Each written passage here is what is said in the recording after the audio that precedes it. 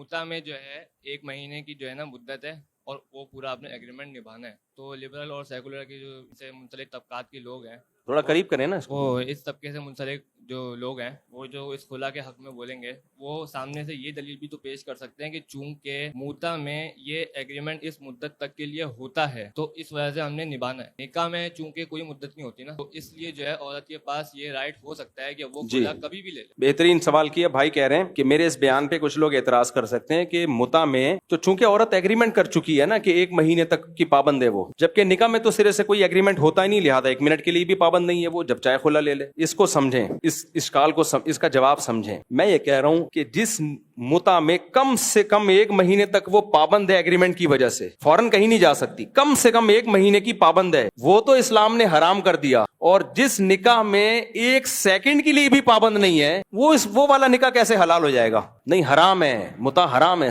नहीं नहीं नहीं, देखो ये कह रहे हैं कि वो इसलिए हराम है कि 1 महीना तो दोनों पाबंद है निभाने का। ना ना ना, देखो इस्लाम किसी चीज को हराम इसलिए थोड़ी कहेगा कि 1 महीने तक तो पाबंद है। हराम निकाह और जिना को जो चीज एक दूसरे से जुदा करती है वो क्या है? जिना में कोई किसी का पाबंद नहीं होता और मुता में 1 महीने का पाबंद होता है। तो इस्लाम कहते हैं शादी 1 महीने की पाबंदी से नहीं, शादी पूरी जिंदगी की पाबंदी से होती है। तो इसके बावजूद जो टेम्परेरी निकाह है, चूंकि उसमें पूरी जिंदगी के लिए बाउंड नहीं हो रही है, इसलिए उस टेम्परेरी निकाह को जिना करार दिया गया। तो जिस एग्रीमेंट में, जिस निकाह में 1 सेकंड के लिए भी पाबंद नहीं हो रही, वो मुता से भी बदतर निकाह होगा फिर वो। यानी मुता के हराम होने की वजह क्या है कि भाई औरत तो पूरी जिंदगी के लिए पाबंद होती है कि शौहर के निकाह में रहे, ये 1 महीने के बाद क्यों, 1 महीने की शादी क्यों हो रही है? हालांकि वो 1 महीने तक पाबंद है। और ये जो अदालती खुला है इसमें तो 1 सेकंड के लिए भी पाबंद नहीं है। तो ये एक तरफ से तो पाबंदी है ना। हलाला क्यों हराम है? हलाला जो एग्रीमेंट का हलाल है वो क्यों हराम है? इसलिए कि उसमें ये मुआहदा होता है कि हम बिस्तरी के बाद 1 दिन या 2 दिन या 1 महीने के बाद औरत को छोड़ दिया जाएगा,